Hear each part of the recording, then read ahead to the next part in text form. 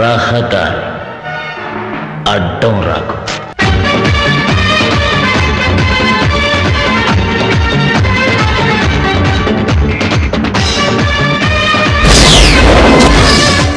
నా దారి రహదారి అడ్డం రాకు. చూశారుగా, ఇలాంటి నరసింహాలు ప్రతిరోజు ప్రతి రోడ్డు మీద మనకు కనిపిస్తారు. నిదానం ప్రధానమనే మాటే తెలియని ఈ ప్రబుద్ధులు సిటీలో ఉన్న ఇరుకిరుకు రోడ్లను సైతం రహదారులుగా మార్చేస్తుంటారు.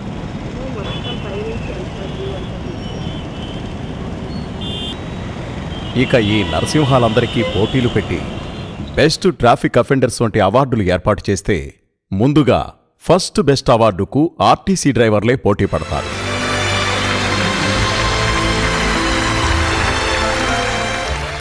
సెకండ్ బెస్ట్ అవార్డుకు బైకుల వాళ్లు పోటీ పడితే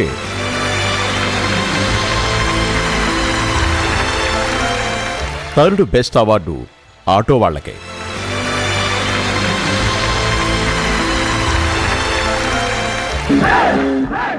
ట్రాఫిక్ రూల్స్ను తొంగలో తొక్కే వాళ్లలో వీళ్లే మన పాలిట సూపర్ స్టార్స్.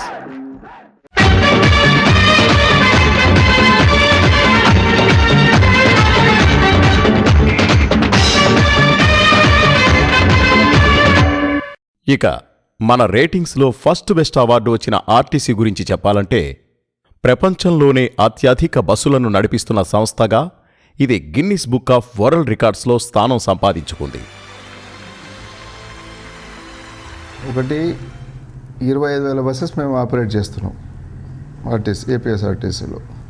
రోజుకు 84 లక్షల కిలోమీటర్లు. అంటే మీరు ఇక్కడ నుంచి చంద్రుని వరకు వెళ్ళొస్తే 4 సార్లు వెళ్ళి రావచ్చు ఒక రోజులో.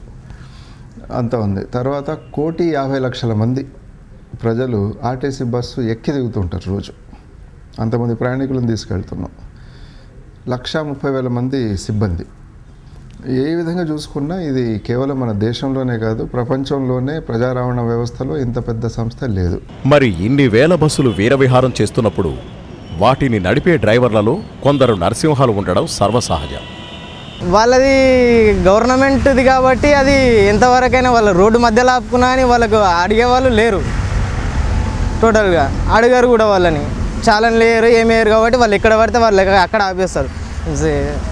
రీజన్ మేము వెళ్తున్నాము 40 స్పీడ్లో వెళ్తున్నాం అనుకోండి, మా ముందు సడన్గా బ్రేక్ కొడితే మేము ఎటు నుంచి వెళ్ళాలి?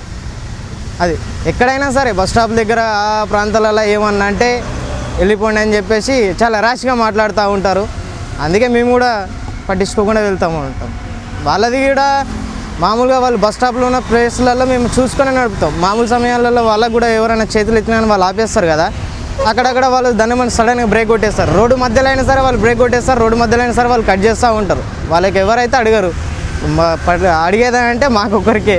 ఇప్పుడు ఏమవుతుందంటే ముందు మీరు హైదరాబాద్లో ఉన్న ట్రాఫిక్ పరిస్థితి చూడాలి.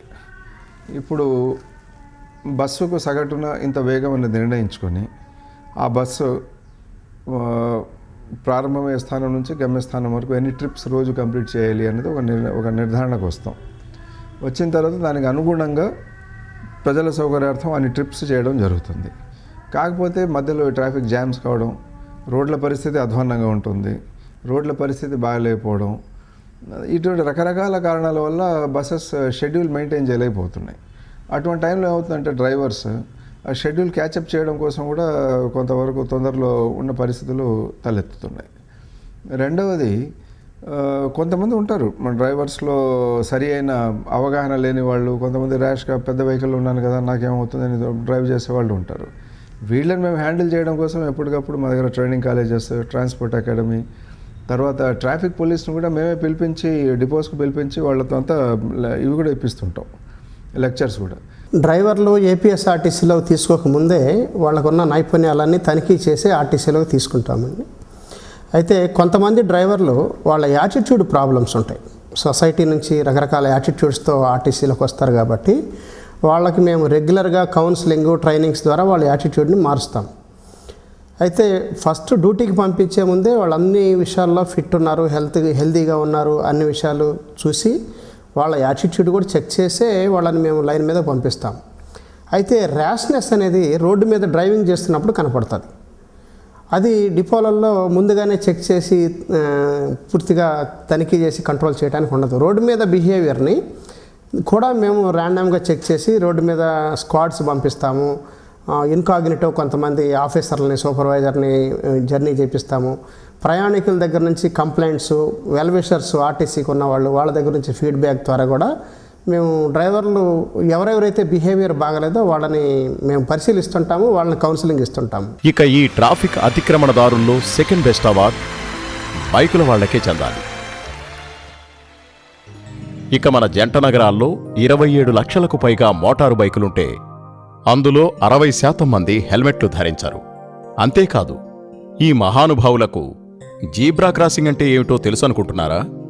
అడవుల్లో తిరిగే జీబ్రాలు అడ్డుగా వెళ్లడానికి మాకు ఏమిటి సంబంధం అని మనల్నే ప్రశ్నించే ప్రమాదం ఉంది. ఇక్కడ చాలామందికి అసలు సిగ్నల్ ఏంటో కూడా తెలియదు.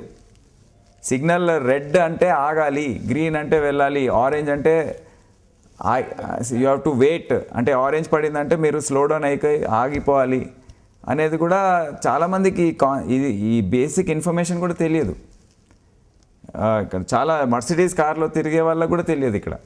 So that is the level of awareness of traffic rules and general driving rules, driving discipline ఏదైతే ఉంటుందో దాని గురించి అవేర్నెస్ అంత తక్కువగా ఉంది.